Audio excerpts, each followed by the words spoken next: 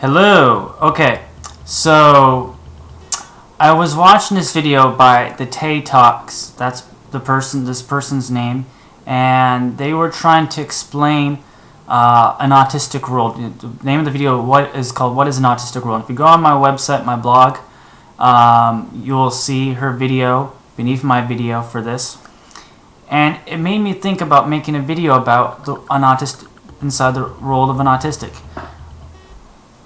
One of the common things that people talk about and have been talking about is autism as a world. There's people with autism live in an alternate world. This has been a very common theme since autism has been discussed since like the very beginning. And I believe that to an extent it's true, and to an extent it's also a myth about this autistic world. Please allow me to explain, okay? I know some of you are like, I disagree with you, Arman. So let me explain. So, you see, growing up, and I know that a lot of other people on the spectrum have gone through the same thing. Growing up, I was told that, you live in this alternate world, you live in this fantasy land, Arman. You have this, you live in your own made-up world, etc., etc. And I think that a lot of literature has said that, and you see it over and over again, this repetition, until it becomes like a fact. And the truth is that I wouldn't quite say it's an autistic world. It's more like people who are anti-neurotypical. They have and other people who aren't autistic. There's more common ground between how the world is and is not. So most neurotypical people agree that the sky is blue. I mean, that's even autistic people agree on that. But they agree, on certain social standards. This is the way the world works. And the thing about having autism is that not only do you not necessarily agree with how a neurotypical person sees the world, but you might not have learned it. Not just learned it, but not experienced it per se. So, like certain social standards and perceptions of how the world works in that way, it might never have been gained, if that makes sense to you. So, what happens is that there's a divergence and viewpoints of the world. This is the first time I've actually heard of someone trying to describe an autistic world this way. So please bear with me, because I'm describing this in a way that's different than has been described before. So in other words, because of the upbringing, because of the intense focus. For example, you go to the Tay Talks, the video that inspired me to make this. You go on her page on YouTube. There's a lot of videos about Pokemon. So to her, a large part of her world is also Pokemon related. So that's like a very big passion of hers. The same that Star Wars used to be a passion of mine. And it's very common, and a lot of autistic people have this really strong passion. Pokemon's a very common one among autistic people. So is Star Wars, Thomas the Train, video games. These are very common passions that you'll encounter. So by having this extreme focus, lack of social interaction, lack of understanding more than anything else of the social world, and that intense absorption in one's passions, you get a divergent view on reality than what is considered a typical view. Now, neither view is wrong, and neither view is correct either, because a neurotypical view on reality is based on agreed upon views for reality. However, though, just because it's agreed upon doesn't necessarily mean that it is a correct reality. In other words, if everybody says the world is flat, it doesn't make it correct. So what I'm getting at here is that there are some things that are weird about how neurotypicals see the world. And I don't really like to use the term, but this video I'm using the term neurotypical. It's not a term that I commonly use, but so for example, there's some things I consider weird, like small talk is considered a really weird thing to a lot of autistic people and Aspies. I'm autistic. Anyway, so what is considered a social norm, a survival mechanism, a necessity to survive in the world, small talk.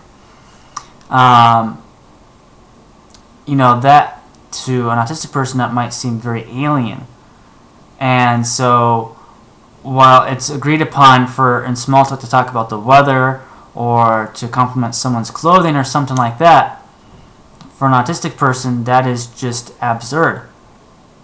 So what I'm saying is that just because you have an agreed upon reality, it doesn't make it a correct reality.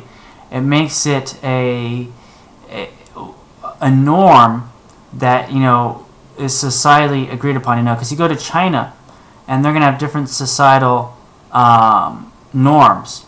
You go to Europe, they're going to have different societal norms. I know some of you are from China, some of you are from Europe, but I'm from the United States, so that's for that. So autism is like that. It's like a different culture is what I'm getting at here.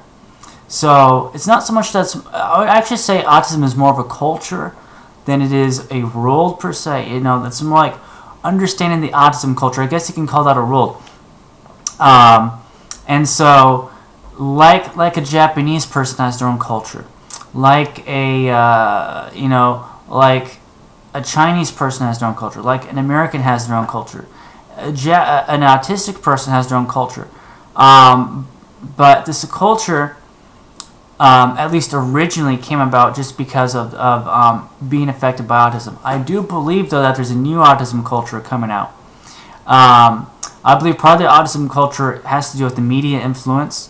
For example, the media is saying, autistic people have a rule, autistic people are this way, this way, this way, which then has actually, I believe the media has perpetuated to, especially people who are more, not as affected by autism. I believe it has perpetuated a vision of autism and might actually be affecting us to conform to that to an extent, even though some autistic people pride themselves on nonconformity. But then there's like a conformity to autism conventions, which is a very odd and complex subject that I'm not going to get into. And then there's the internet now playing a role. People talking about their autism and having it reinforced by the internet. You have websites like wrongplan.net with their forums. You have the Autism Self-Advocacy Network. And I believe that you have Facebook groups, and you even have this YouTube culture that's going on with lots of people making YouTube videos like me and everybody else. And then now I believe that this actually might even fuel a culture that modifies the way that an autistic person sees the world, which is kind of going off topic here, or it's kind of on topic. And so the same way that the internet has transformed American culture, and people now using their iPads and their iPhones to interact with each other in the whole social media aspect. The world's a different place, and human interaction is different, even for a neurotypical person. And the world is different. And the world is also different, and the way that one views themselves, I believe, is different, partially as a result of the internet. So if you were able to follow a word that I said, I congratulate you, because I don't think I understood half of what I said. Actually, I understand what I'm saying. I just don't believe I'm doing the best job explaining it. So what I'm getting at here, there's a culture, an autism culture. It's different than other cultures. And so you have a big passion. Sometimes, I can be, an autistic person might become absorbed in that passion. I've been very absorbed in my Star Wars passion. So, being absorbed in Star Wars, I'll eat, breathe, talk about it. At least I did in the past. And And so my mindset, here's the trick, here's the key to understand this. My mindset was to make my world completely revolve around Star Wars. Some of my homework would revolve around Star Wars. Like, by doing my homework, I would somehow bring some sort of Star Wars tone into alignment with me. I would have good grades, and then I'd talk about Star Wars to my teachers. Somehow, some way, everything came into alignment with Star Wars. Okay.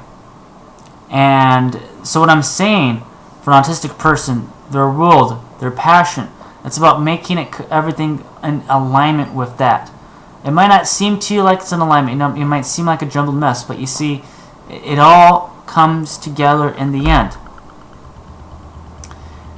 And really, the big key is the identity. The autism identity is our passion.